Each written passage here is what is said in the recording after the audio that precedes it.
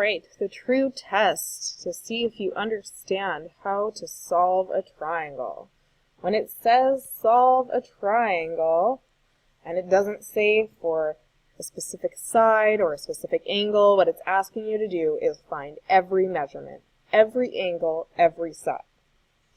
So, I mentioned in class, I recommend using the values given to you as much as possible so that you don't have any carry-through errors if you can avoid it. So that's how I'm going to approach question 17. If you tackle it a slightly different way or in a slightly different order, there is no problem with that, as long as you follow similar approaches and you apply your trig functions properly, plus you need to get the right answers. So, I'm going to start with my last angle that I need to solve for. I know angle B is 62 degrees. I know angle C is 90 degrees because of this square. So even though there's not a number, I know what its value is. So angle A is all that's left.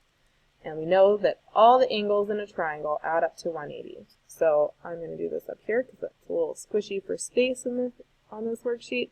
So 180 equals 90 plus 62 plus angle A. Now if we subtract everything, we can isolate A, and that should leave us with, just a second,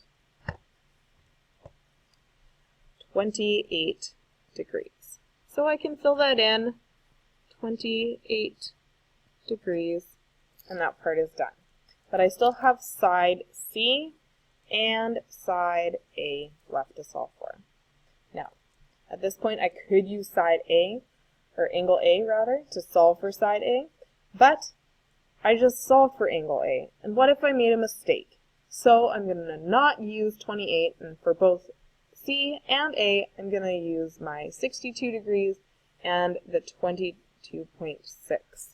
that I'm given. So, if I'm using this angle, I'm just going to switch colors so it stands out. Excuse me a moment.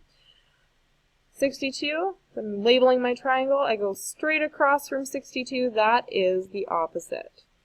Okay, I'm not labeling from 28. I'm not going to use that angle. The adjacent is beside 62, so ADJ right there. And of course our hypotenuse is straight across from the 90 degrees.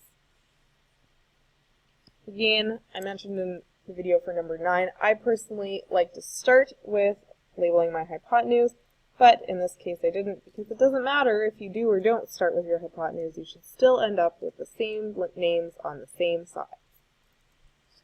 Now I've got my labels, I need to decide, am I solving for side A or side C? Doesn't matter which one you're going to choose first, because you're going to have to solve for them both anyways. I'm going to solve for side A, personal preference I guess, which means I am going to be solving, actually I'm going to use a different color again, sorry. I'm going to use the adjacent, solve for side A. I know the opposite, which means adjacent and opposite, I'm using tangent in order to solve for this.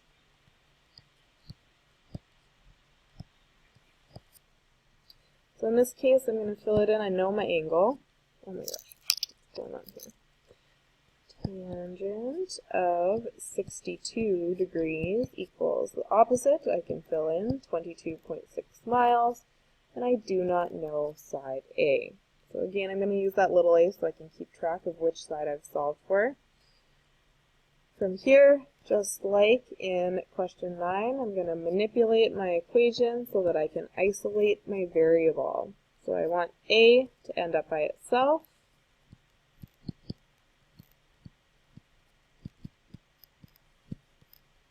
In order to do that, I'm going to have to cancel out tan of 62 degrees. Make sure you divide on both sides. And finally, I'll punch that into my calculator, 22.6 divided by tan of 62, and I get 12.0 miles. Make sure that if your question does give you units to start with, that you stick with that. So now I'm going to just get rid of those lines here. This side I now know is 12.0 miles. Still have to solve for side C. It's my only missing piece now. I'm going to switch colors one more time. Green. Because I'm now looking at side C. I still know the opposite, but now I'm opposite on hypotenuse, so that is sine theta equals opposite over hypotenuse. You're going to have to bear with me squeezing this work in. So sine of 62 degrees equals 22.6 divided by, I'm going to use my little c, remember which side I'm solving for, manipulate it. The same process that we used for tangent is going to apply to sine here because my variable is a gain in the denominator. I'm going to skip some steps here because I'm running out of room. And I'm going to end up with c equals 22.6 divided by sine of 62 degrees, which equals, don't ever do that, or you have two equal signs in the same equation. I'm just running out of room, but I should be stacking my answers like this. Okay, so do as I say, not as I do. 22.6 divided by sine of 62. Careful you don't press cosine just by accident. And your answer should be 25.6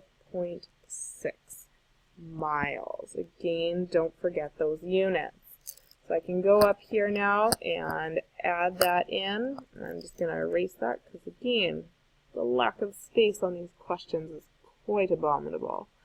So 25.6 miles is my hypotenuse. Now if I look at this triangle, it should make sense. So I've got my longest side, 25.6, is across from my largest angle, so that makes sense. My second largest angle, 62 degrees, is across from my second largest side, and the smallest angle is across from the smallest side. So, looks good to me. I can feel pretty confident in my answer, and I am done this question. Whoop, whoop.